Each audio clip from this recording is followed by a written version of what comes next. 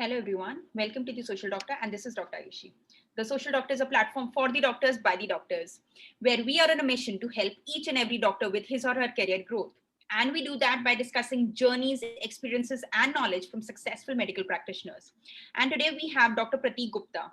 He, with his very interesting journey of settling down in US after doing BDS from India, is something to understand from his challenges. How did he figure out his path in US? How did he clear all his examinations, as well as is now successfully practicing as a registered dentist in California? Welcome, Dr. Pratik, to the platform. It's really nice to have you here. Thank you so much, Aishi. So glad to be here. And I'll be really happy to share my journey with everyone.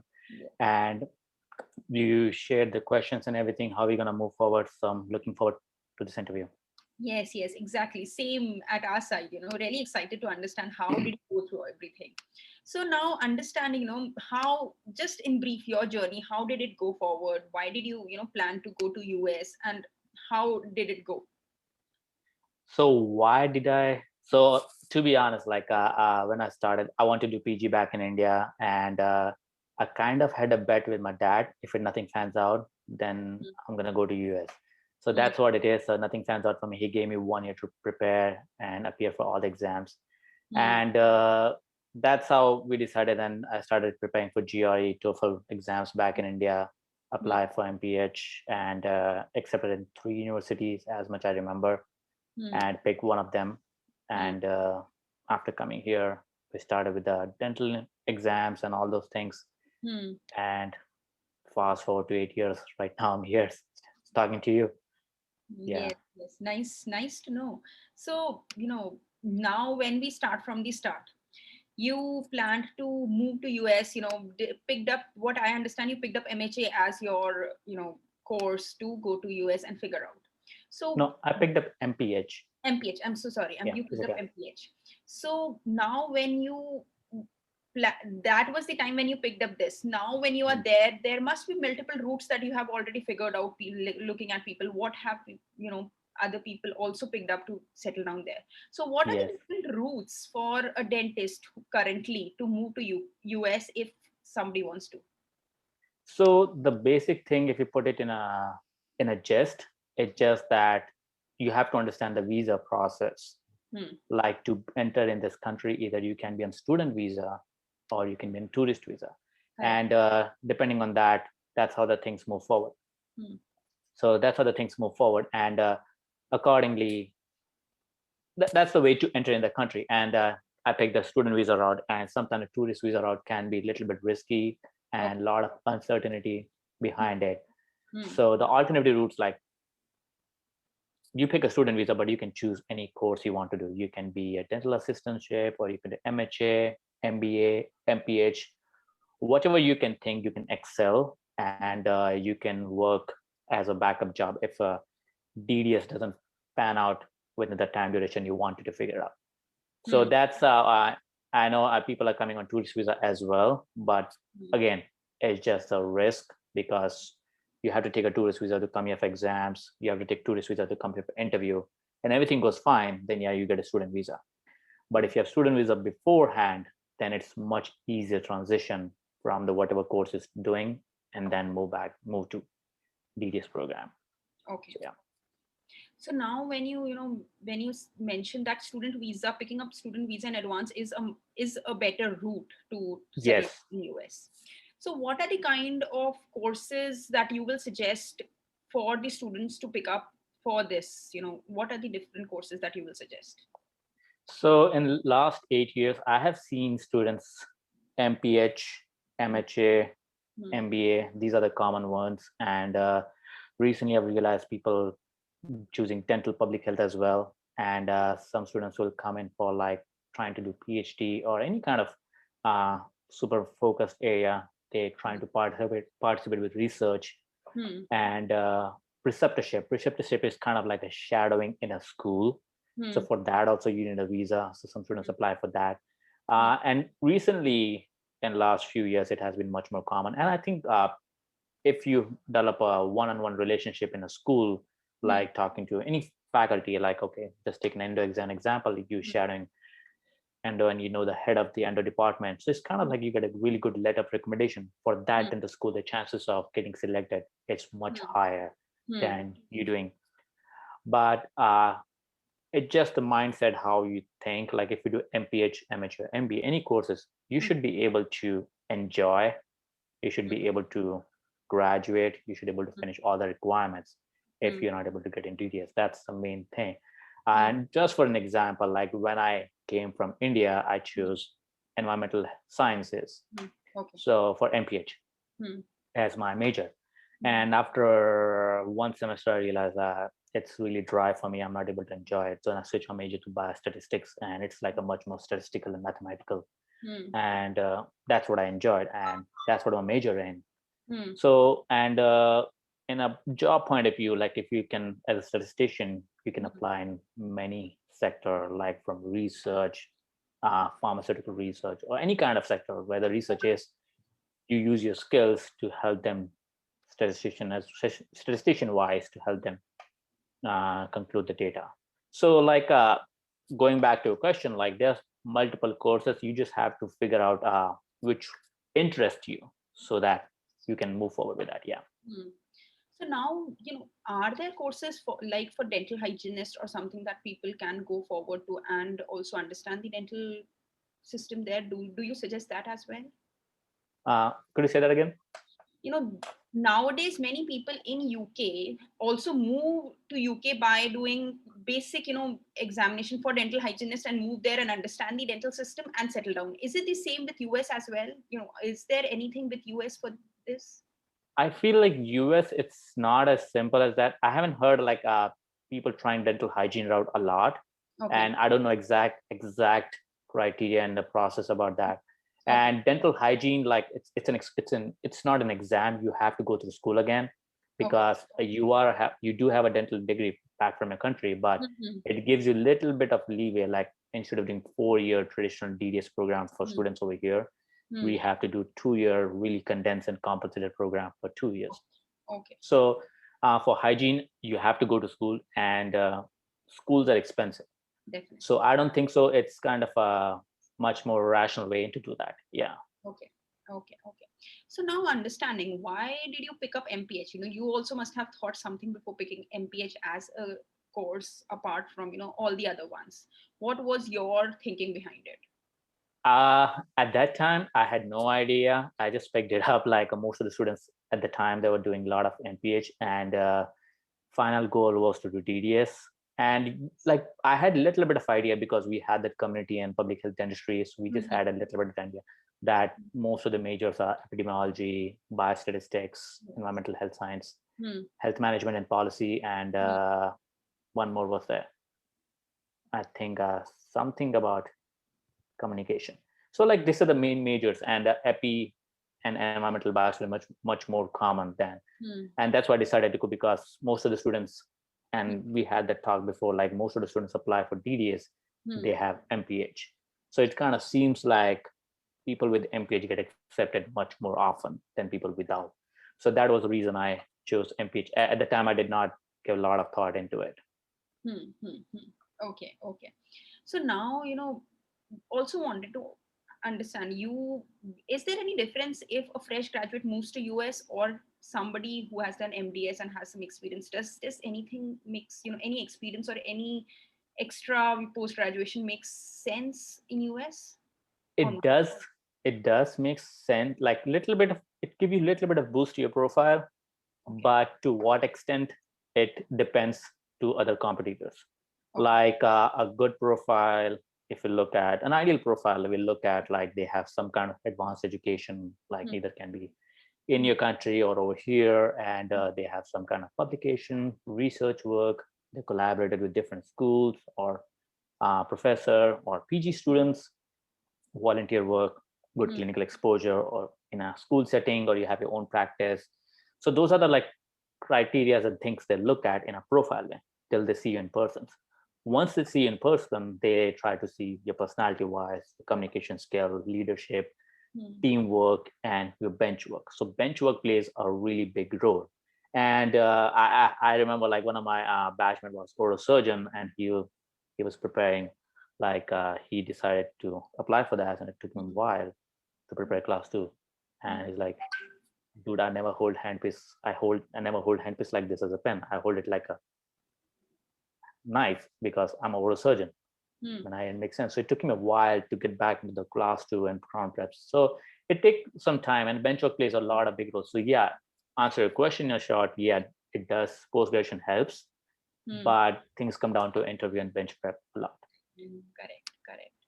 Okay, so now when it comes to this, what is the right time that you will suggest, dentists here in India to come to, US? What is the right time? Just after their graduation, or should they wait for some time? What is your suggestion to I think if your end goal is to practice here, that? you should not waste time. You should start as soon as you can, without affecting your actual BDS program in India, because having good grades in India, it helps you because the GPA matters a lot. Okay. And GPA stands for grade point average. So there are two credentialing systems, organization WES and ECE. So what they do, the percentage of marks you got during the BDS program, they convert into GPA for United States. And based on that, you kind of like, some school want minimum 3 GPA, and it is out of 4. So it's really difficult to gauge what 3 GPA stands for, because it's relative to the university where you're applying for.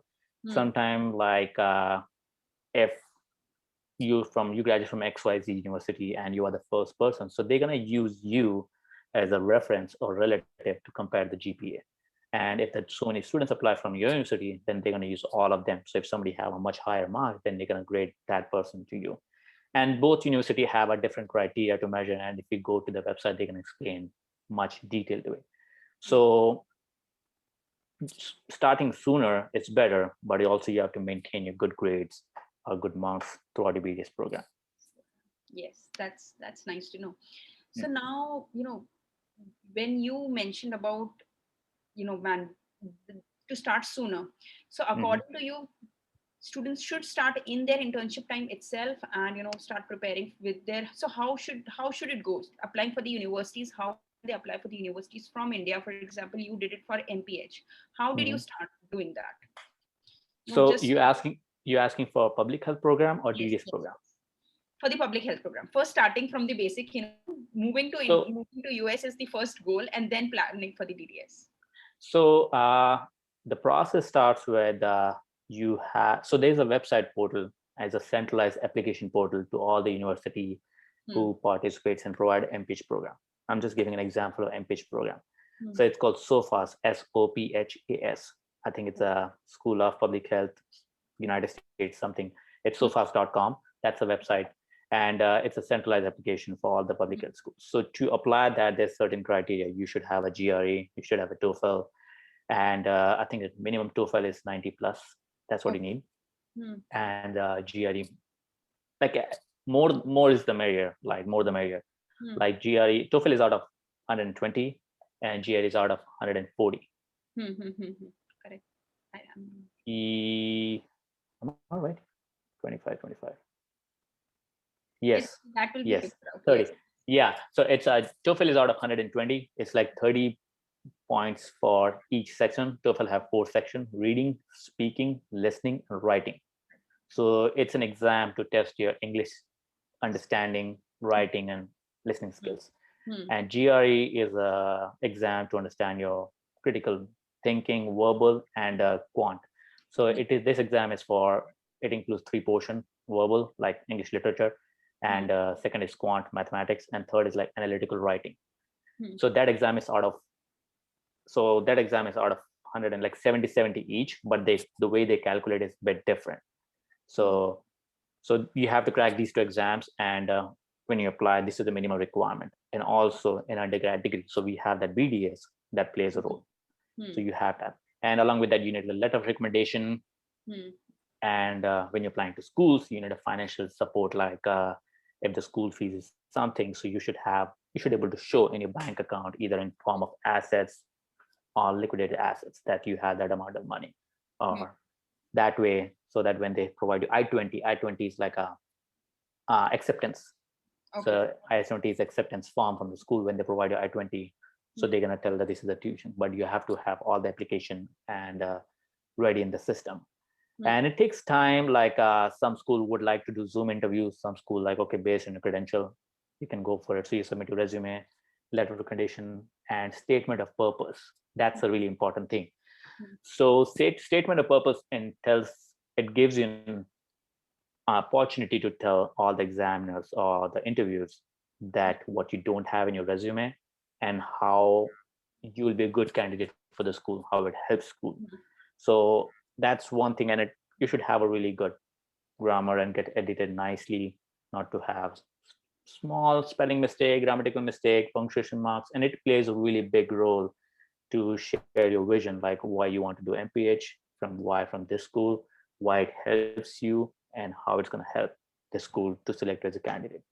So these are the couple of documents you have to apply, and there's some fees associated with that. And once you get an I-20, then you apply for an interview for student visa, because now you have a application and approval letter from the US school. Then you go to visa embassy to do that. Without I-20, you cannot apply for student visa. So that's how the process works. Yeah. Okay. So, Dr. Jenny is asking, want to know how can one build a profile strongly before applying to a dental university in US, apart from taking any course prior to taking admissions. For example, if you have done MPH, if somebody has not done MPH or any degrees or any courses in US, is there a way for them to build a strong profile to apply for the US universities? Yes. So job experience, any kind of exposure in that area, if you have done any tricky or interesting case, make a case report on that. And nowadays, pictures and photography, everybody have a really good phone cameras, so take pictures on that. And if you have any collaborated with any students, any PG students, or if project they are working on, participate in that. So it gives an exposure and research or collaboration area that you are interested in. If you have done any publication in any journals in India or any journals across the world, that can help you. Any volunteer experience, helping in an NGO, community camps, anything. And it does not mean that it should be or always be related to dentistry. Anything outside dentistry will help. And they're looking for a candidate, not just focused in just dentistry. They want like overall candidate. So if you won some awards in anything, any cultural activities, sports, dance, singing, anything, mention in that. And that's kind of help you overall profile. So these are the main thing, and focus on your grades. Like GPA helps a lot. GPA matters a lot, because I have seen some of my friends, they had a minimum GPA, so it took them a while to get into dental school. So grades are really important back in school. And just don't fret about it if you're in third year or final year and you're like, okay, my first, second year grades were not that good. You can still cope up, like you can still make up and work on a profile. Like grades is not the everything. The way it works in India, it's totally different. Like in India, we kind of think like that, okay, like you have a good grade, so you're a good student. Like over here, it's totally different. It matters whole personality, the way you present yourselves, the way you present scenarios. So yeah. Correct. So now, when you moved to US, how did you, while doing your MPH, how did you figure out your journey of preparing for NBDE, and how did you, do that, if understanding on that? Oh, it was a lot of trial and error. So first and foremost, I had no family in this country before I met my wife over here. So it was like really like nostalgic, and sometimes you get frustrated, like you don't know anyone. And at the time, like you read something on Facebook, okay, this is gonna help, and you read student doctor network, okay, this is gonna work, but nothing is like foolproof plan. Correct. That what's gonna work. And that's one of the reasons like I started helping out students based on this information. So it was really overwhelming. I contacted some local DDS, local dentist, like what is the process, and process is completely different for people who do DDS from like born and raised over here. His process is a bit different. So you reach out, and thanks to social media, you can reach out to anyone and ask them, how was their journey? What is the process? And if you're lucky enough. And most of the people will explain you the process. And if you have any questions, they will answer the questions. So at the time when we joined that program, MPH, I think we were 7 of us from India, and they were all want to do DDS. And as of today, all of them are dentists practicing some different brand. Yeah, all of them are dentists. Yeah. So it was kind of a good and bad to have competition. And 3 of them are just fresh grad. They just graduated, applied for student visa, and they were here. And I was 2 years after my graduation. And some days I wasted my 2 years. But in 2 years, I had that profile that helped me to get into dental school. And it's nothing like there's no short way, but you should know that what works for you. So to go back to the question, like to get information, like we all 7 of us, like we know something, and we're like, okay, do you know about this thing? Most of the students are referring this. And Facebook helped a lot. There was a student group we called CAPID. CAPID is a centralized application for dental school, just like SOFAS for public health. So there's a page, people would ask questions, what bench material we need, what books we should refer. So those information helped us a lot and help us understand the process, how to register for exams, what documents do we need. So it was a lot of trial and error, something by rumor, something from website. So yeah, that's how the process is. But now, like on the websites, it's much more crystal clear process, how to crack these exams. Yeah. No, I completely agree. Still, honestly, still now, for you, it is crystal clear because you have gone through the whole journey. Yes, I agree. Yeah. But for students in India, it's still a bit confusing, to understand how to go through everything. So now, when you were there on preparing for NBDE, how you figured out from connecting with other dentists also how to go forward. What helped you in your preparation in NBDE is something we want to understand, clearing both the parts. Is there any special preparation necessary, or, studying from the books that we do in India is enough? So, like a little bit, if we just go a little behind, like as I told you in the beginning that I want to do PG back in India. Yes. So I started my preparation for PG back when I was in 3rd year. Okay. So I was preparing, and I was really focused and full-fledgedly. And I had one of the faculty, he was preparing too. So he was like my drill sergeant. He was like, keep me on my feet, like, okay, did you finish this thing? Did you finish that thing? And because of him, I'm here. So my roommate and him, like, they were like really want to crack the exams, and only my faculty was able to crack. No, none of us. So so that helped me a lot, because the question, like, dentistry is same, the subjects are same, so that helped me a lot. But after coming here, you have to understand the framing of question, answering the questions, that is different. And back in those times, it was 2 separate parts, NBD part 1 and NBD part 2. Part 1 include basic science, anatomy, physiology, biochemistry, dental anatomy, and ethics and law and ethics.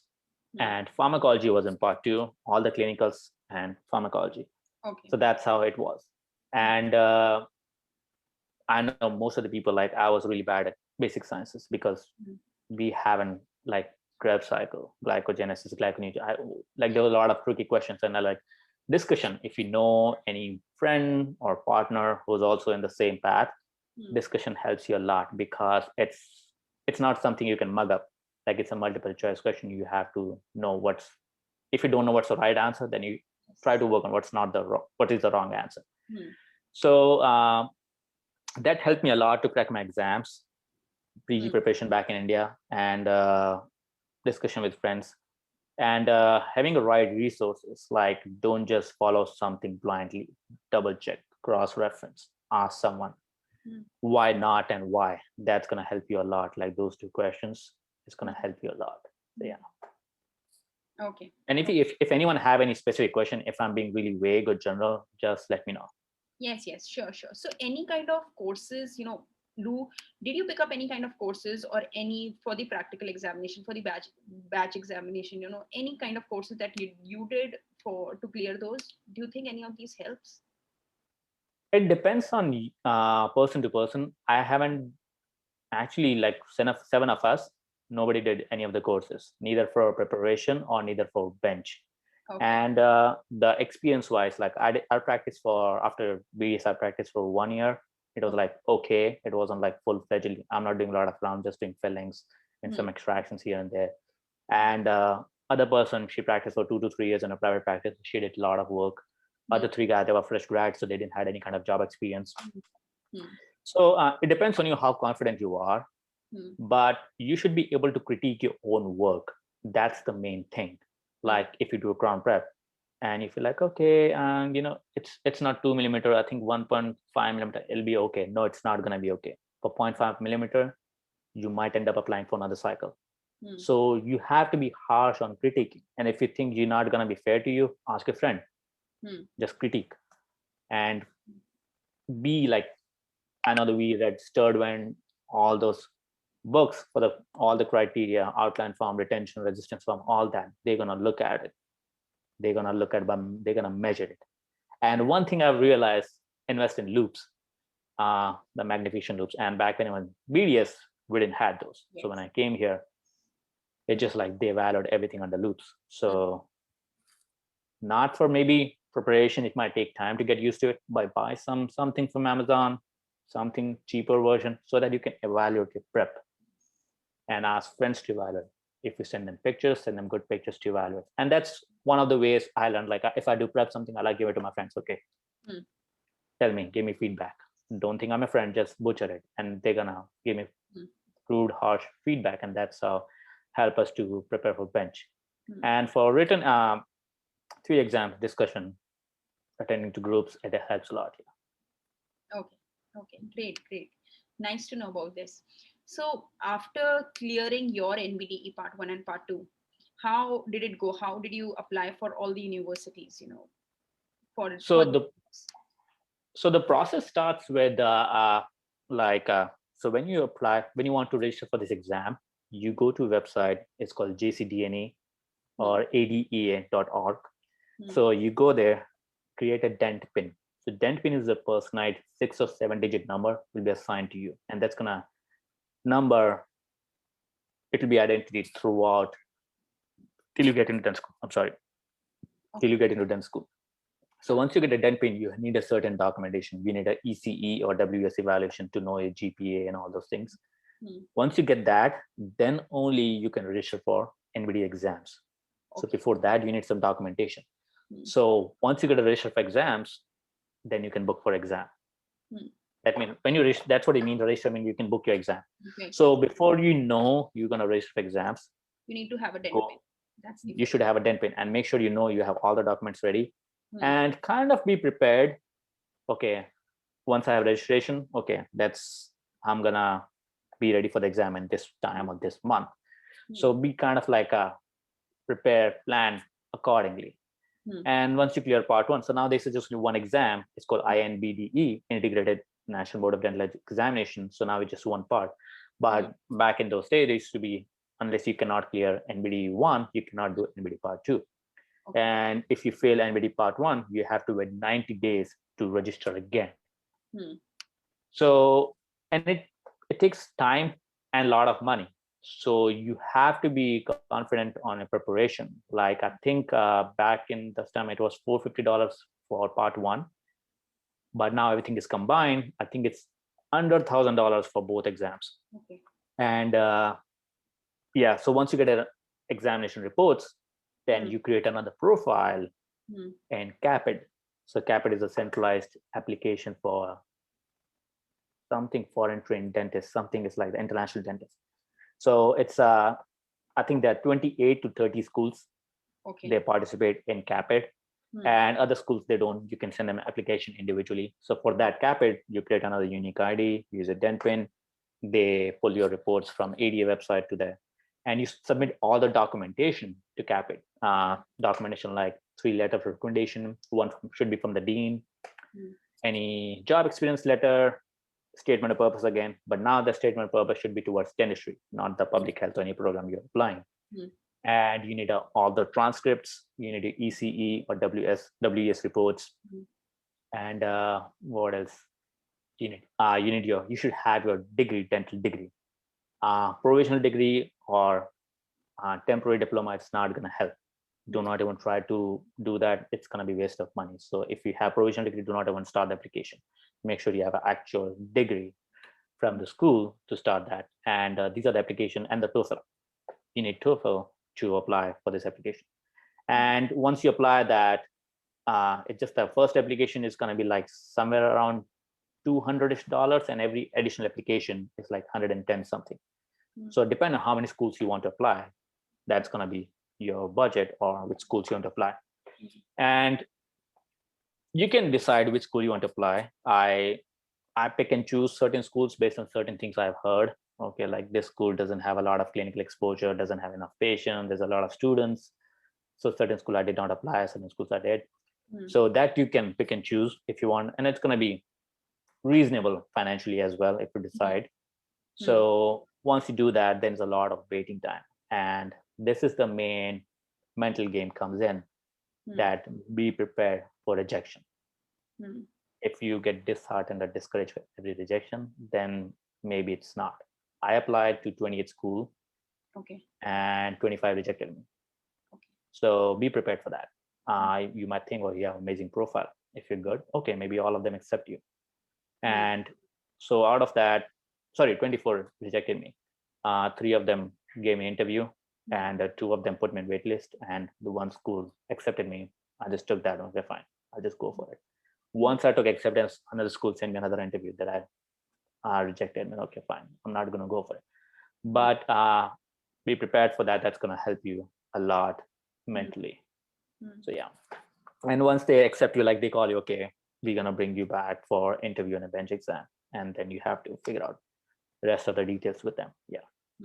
So is it that, when you mentioned that it's so difficult to go through the universities, the interviews, so are there dentists who have cleared the NBDE and do not get positions for interviews in universities and are not able to go for DDS? Is it that case also? Is there a case? It is there, but they are not as prevalent as much you think. And there's a lot of factors in that. Like, okay, fine, you applied for 2021 cycle and nothing happened. But when you're applying for 2022 cycle, there should be something different in your profile. Correct. What did you do for 1 year?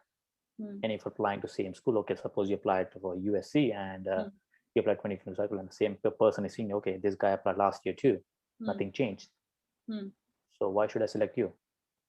You have to work on a profile if you really want. And there are people got in first year, people who got it after 4 years, but they keep applying for 4 years. You have to develop contact, you have to develop a resume, change things. So if you're using the same profile and expecting same result, that's stupidity. So yeah. Okay. So now when you mention that, you have to keep on doing something or the other problem at that point is also visa. Doesn't visa play a difficult role at that point in time? Because, student visa is only for 5 years, what I understand. Yes. And to continue that and to match everything, is it a problem to, to handle everything together? So yeah, student visa is for 5 years. Yes. So first time they give you, it's for 5 years, depending on the program. Correct. But if you get accepted in a dental program, you have another I-20. So now you just extend the student visa because you have a permission to be in the school. Okay.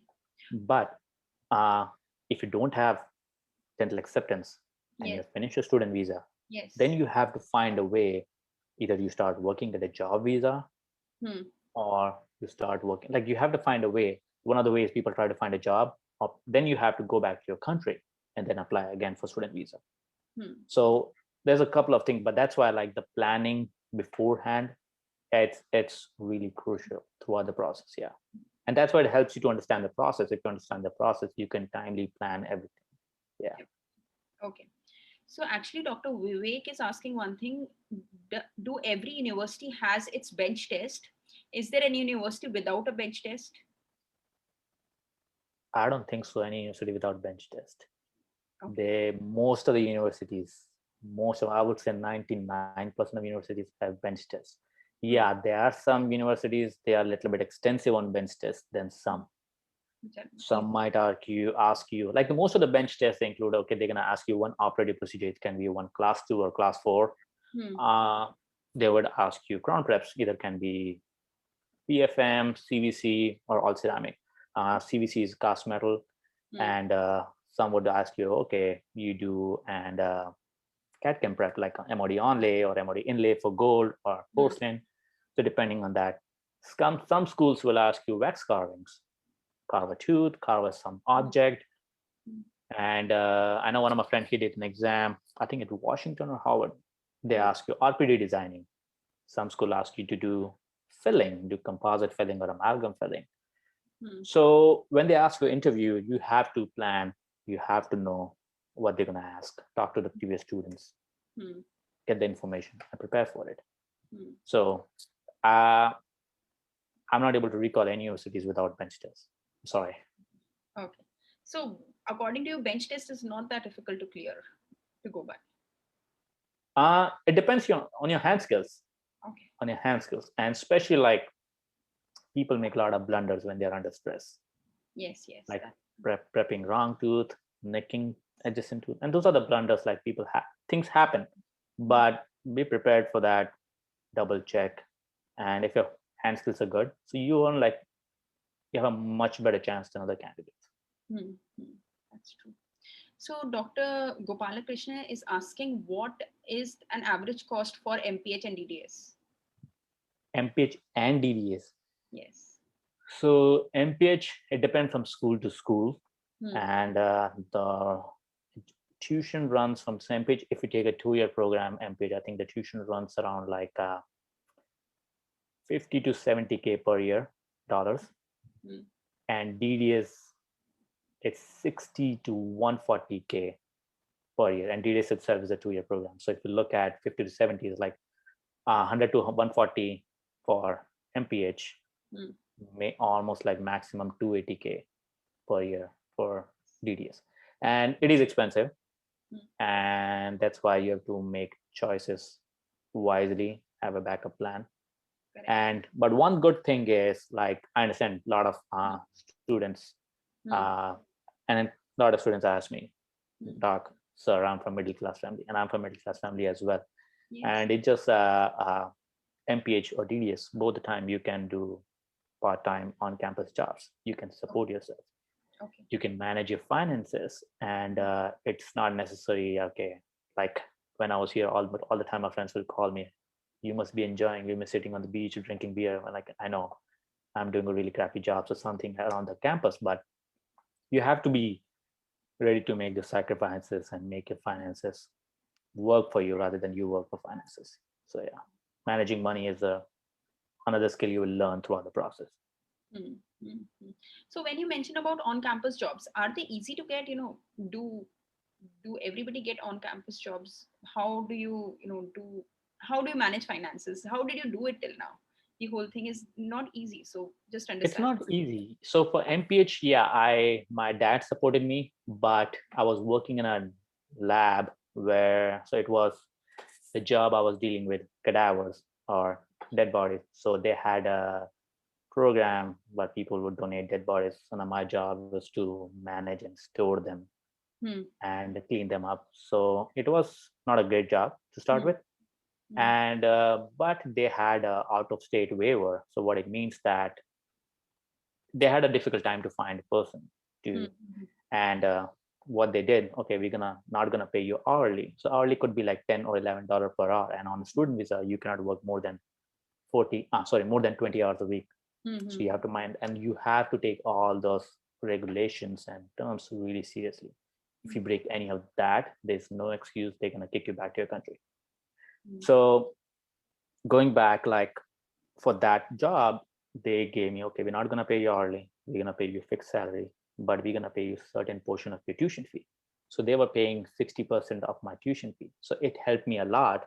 Yes. Like maybe salary wasn't enough. So instead of eating out every day, cooking meals, buy cheaper grocery, walk, bike rather than taking car or gas. So like, yeah, those things, like small things, it adds up and helps you a lot.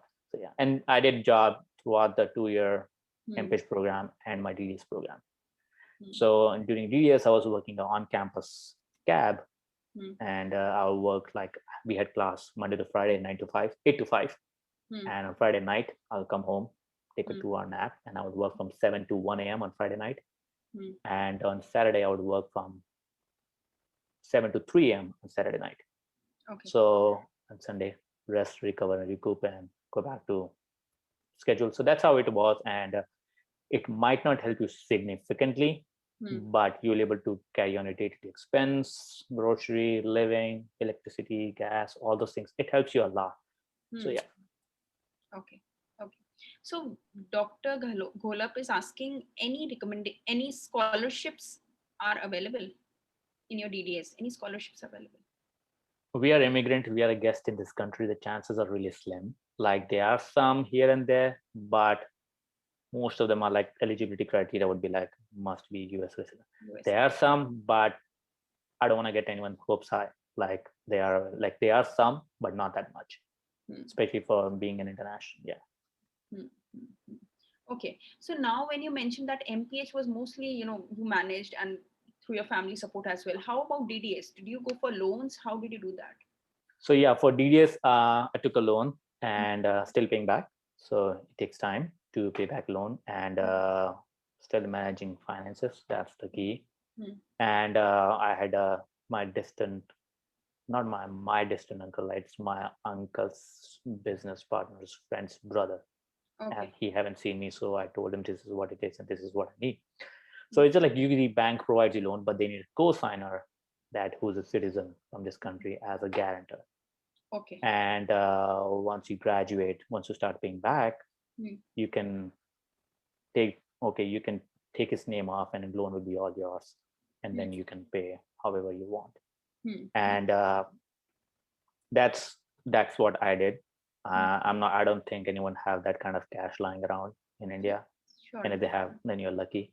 But that's the one way. And it's like if you look at most of the students, like even people over here, they take loan. And for DDS, it's just like double the amount what we pay. Most of my friends from regular DDS program, they graduate with $500K loan. So it's challenging for them as well. And they usually take government loans. For us, we just have to take private loans. The private bank only help us. Yeah. And you can refinance after you graduate. You can refinance to lower interest. And thanks to COVID, so like, yeah, you can refinance to a much more lower level. Yes. But yeah, so you have to look for the opportunity, be an alert. So yeah.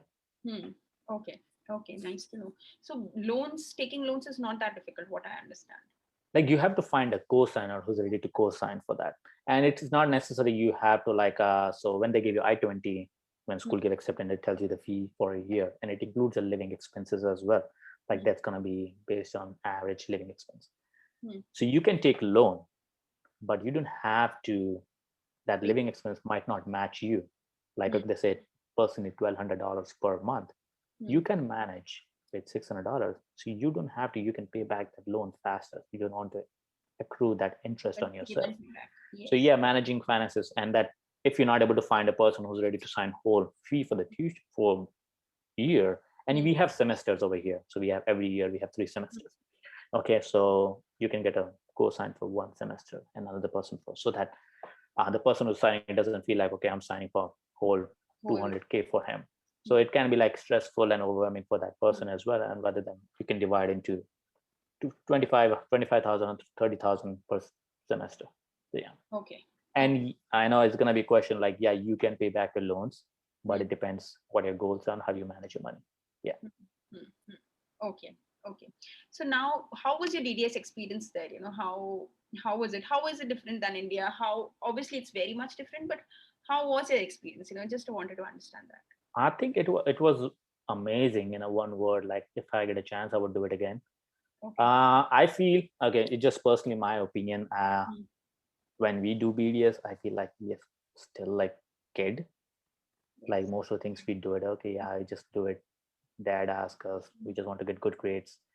And not a lot of understanding or critical thinking. But when I was doing DDS over here, like everything was rationalized. Like you do this. It's not like faculty tell you, okay, because I asked you. No, they're ready to give you reasons, a rational, a research behind it. And it's easy to remember rather than to mug up. And I'm not trying to impose anything, anyone, it's just my thought process. And that helps you a lot to remember the concepts.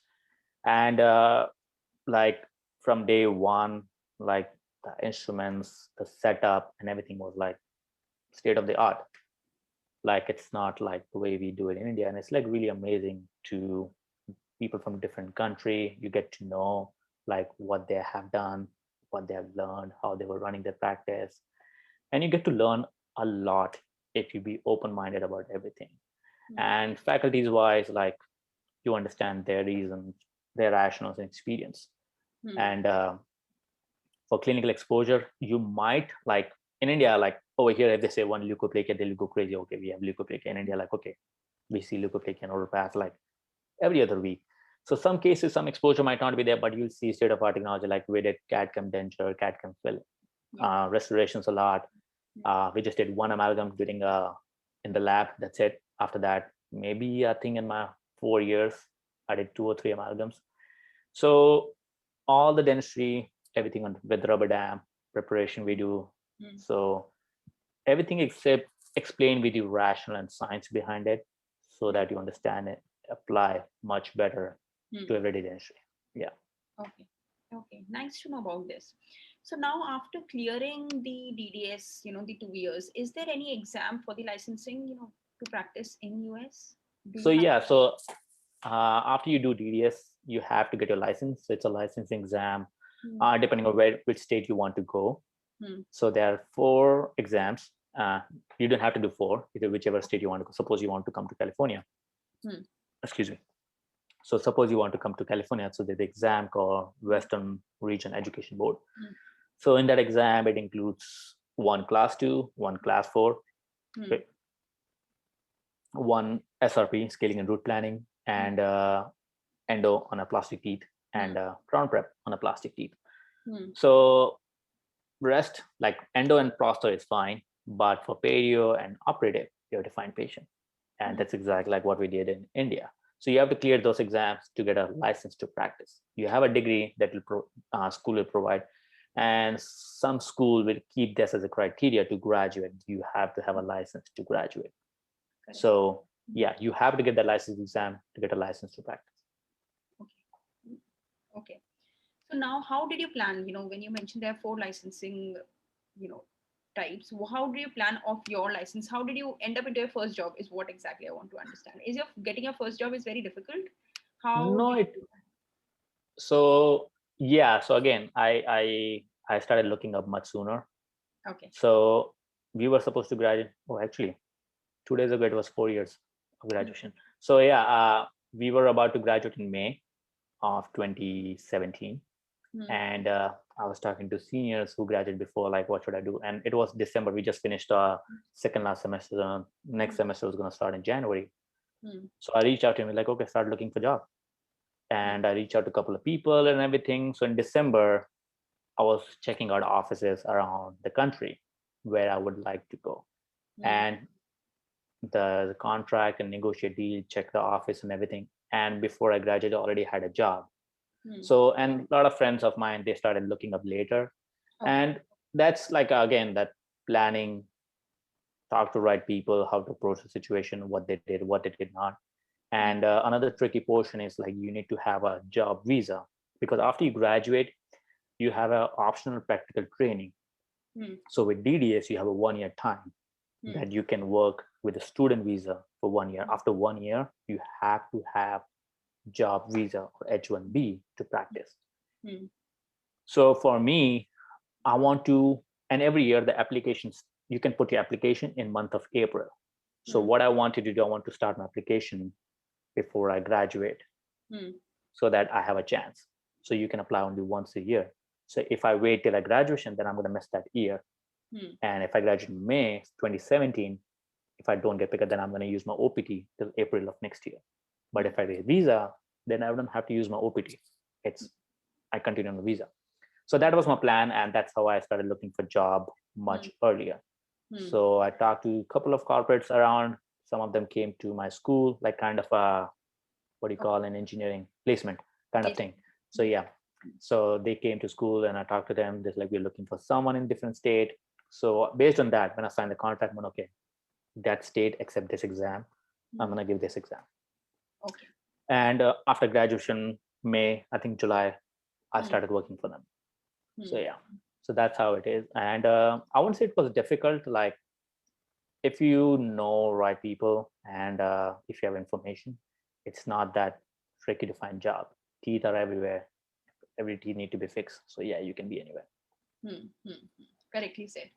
So now, as well as how is a life of a dentist in US? Settling down at one place, and is it easy to switch over to a to a different corporate, or you are just stuck to one place? How does it go? Moving from places, or settling down your own practice. What are the kind of practices that a dentist can go forward to after the DDS? It's a really good question. So like I've changed 3 times. So in the last 4 years. So I was in Wisconsin. It was much more colder near Michigan. So I just wanted to try. It was a better pay. So I chose that, and it was a good exposure to understand that how to work in a setting. And throughout the time, me and my wife, we got married, and she was in different states. She couldn't come there. So I gave another license exam to go to different state. And I did my DDS from California, and I never liked California. So I never gave exam for state of California.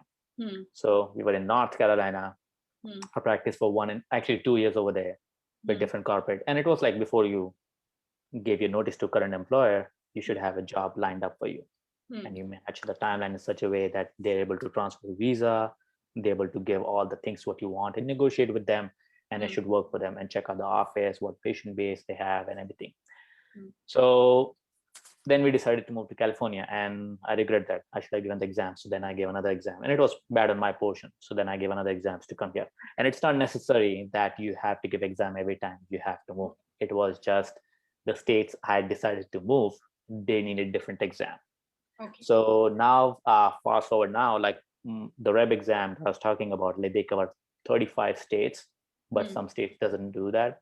So like you pick and choose if you have to move. And some people are like, okay, fine, you know what? I'm not ready to do another exam. I'm just going to stay here. In my case, it was different. My spouse was in different states, so I have to move. So yeah. And it's going back to practice, like most of the bigger corporates, they sponsor visas. It's much easier compared to private practices. And the reasoning and that rational, I believe, is the corporate practice, they have kind of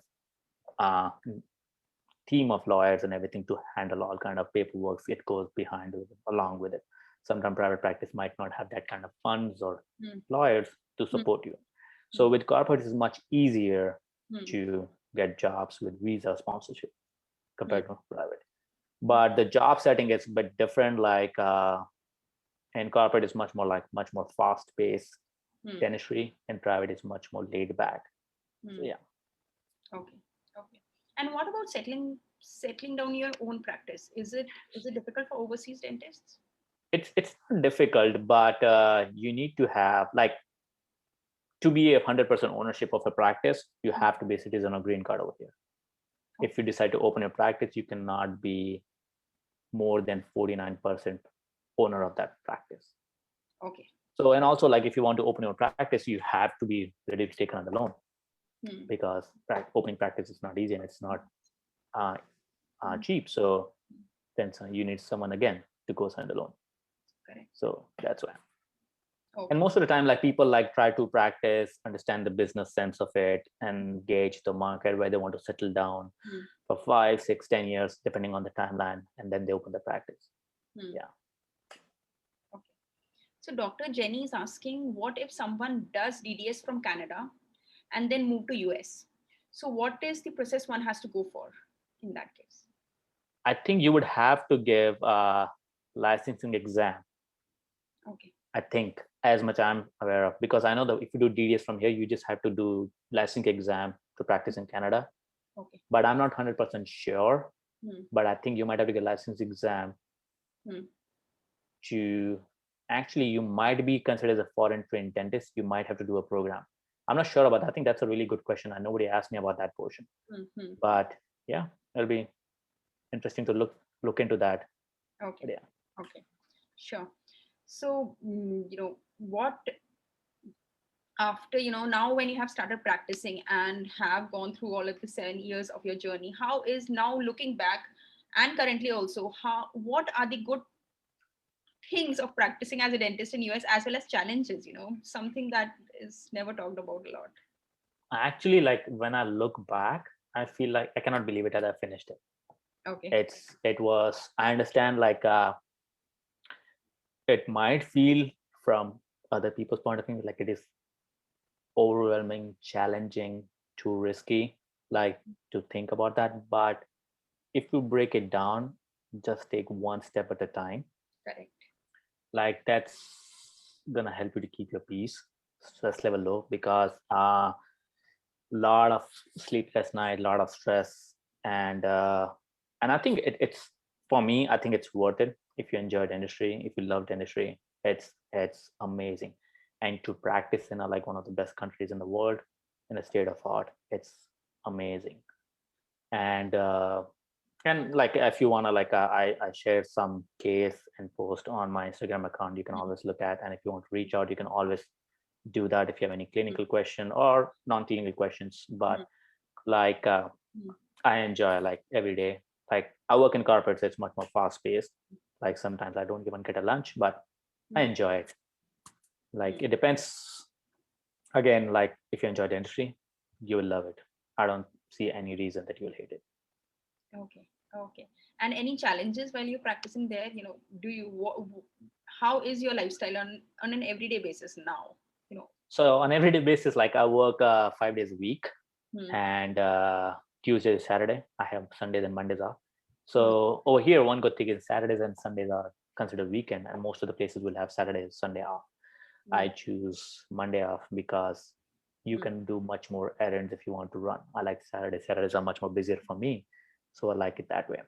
And Tuesday to Friday, we work from 9 to 6. On Saturday, we work from 8 to 4. And day to day, like so the practice around working with the model is a bit different. So we have a managing dentist and I'm an associate dentist. So managing dentist does most of the exams. So exams mean the comprehensive exams, periodic exams. So they do full mouth exams and everything. And I'm the associate dentist, so I do most of the treatment.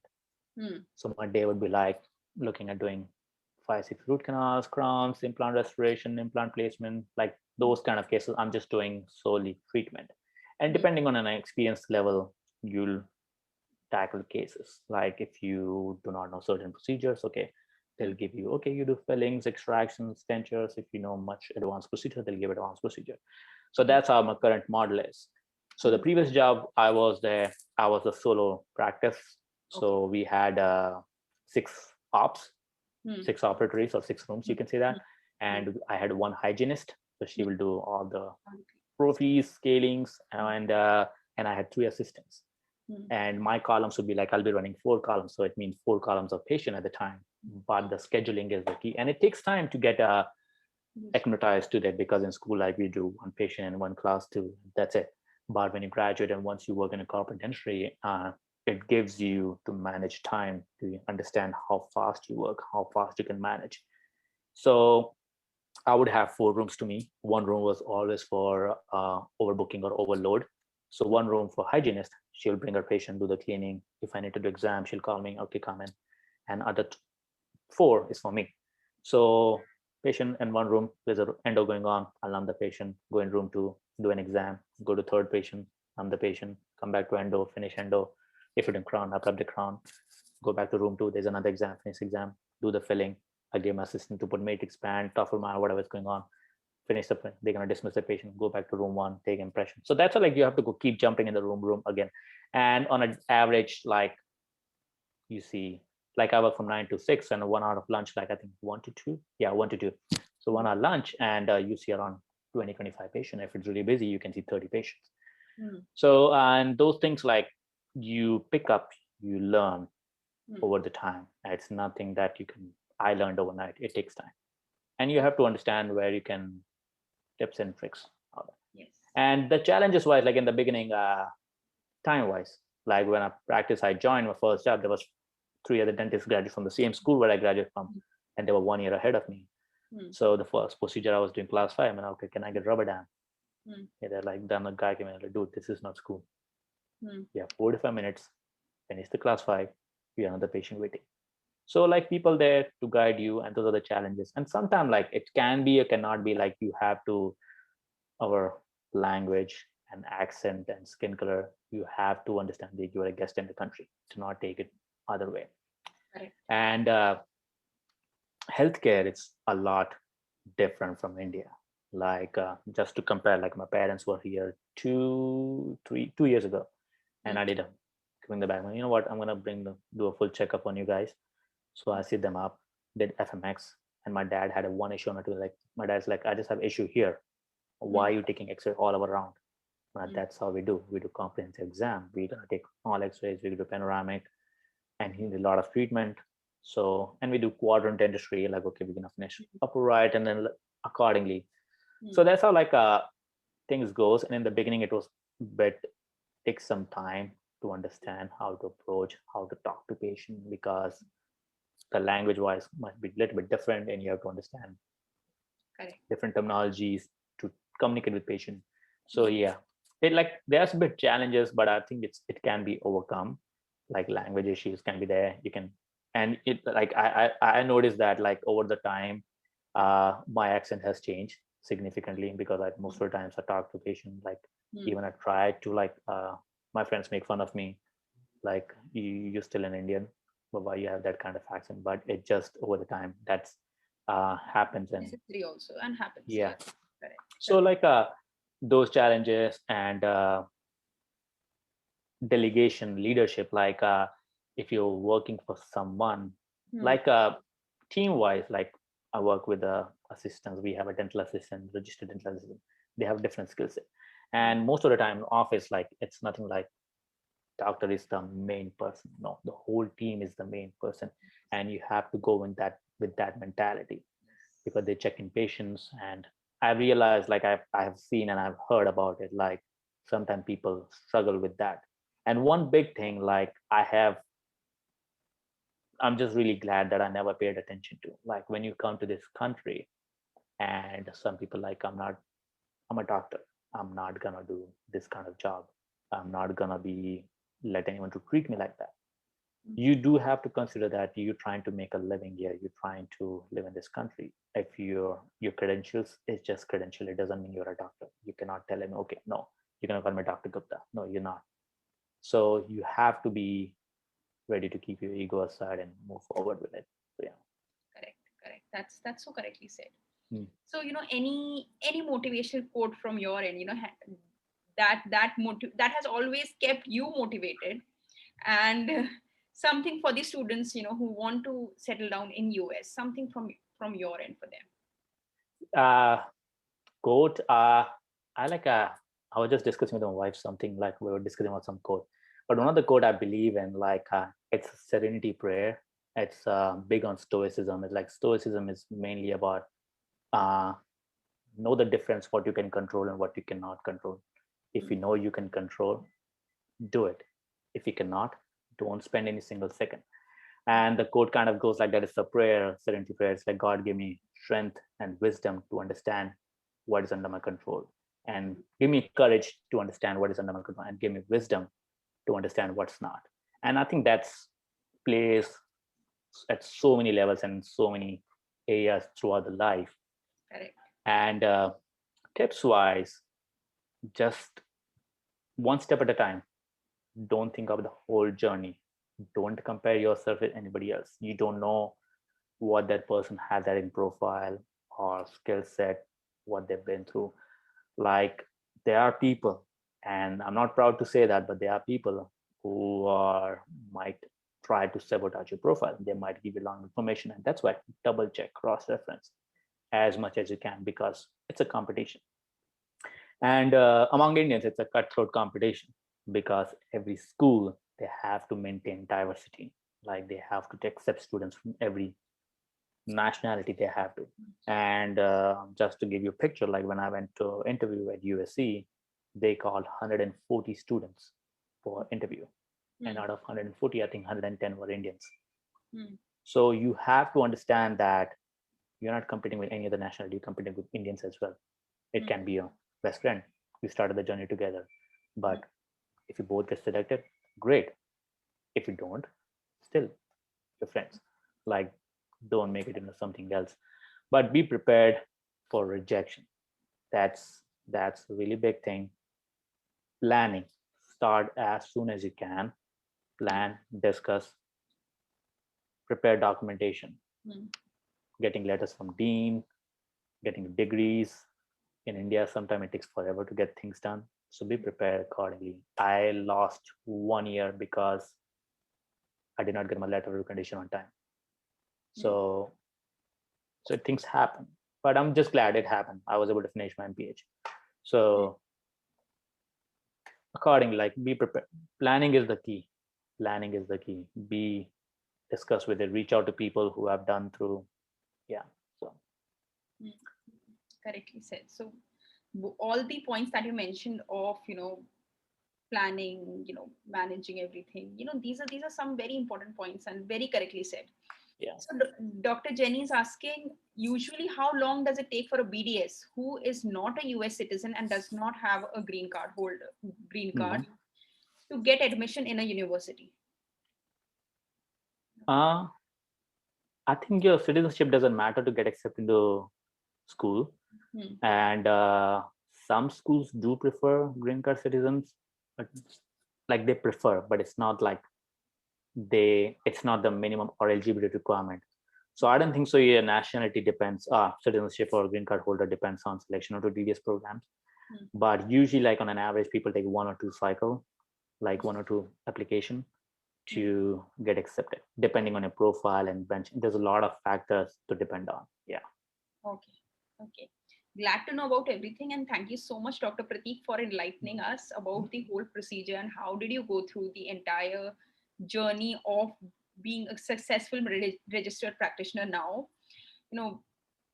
Any of you who have any more questions, do let us know. You can connect him on his Instagram account. I will definitely link that in the description. You can connect with him. Also, if you have any more questions, we can actually plan a workshop with him, a detailed 2-day consecutive workshop where you can have a one-to-one interaction with Dr. Pratik. So do let us know if you are interested in understanding everything in depth. We can actually plan that. And thank you so much, Dr. Pratik, for helping us understand about everything. It was really nice to understand everything. It was my pleasure. Yes. And thank you so much, everyone, for joining us at this time. Do follow us on our Instagram and YouTube channels as well, where you can find all the old videos that can also help you with your career growth. Thank you so much. I have one last tip for everyone. Yes. Sure. Especially for guys. If you decide to come here, please learn cooking. Your life will be much easier. If you do not know how to cook, then you're going to eat whatever you're going to cook. And it's not fun. It's not good. Yes. It's not good yet. All right. All right. You guys have. Yes. Thank you so much. This tip is really definitely very important. Thank you so much. Yes. Okay. Hope you have a rest of your great Sunday. Enjoy your Sunday. And I'll enjoy my Saturday night. All right, guys. Okay. Bye-bye. Bye-bye, Dr. Good night. Bye. Bye.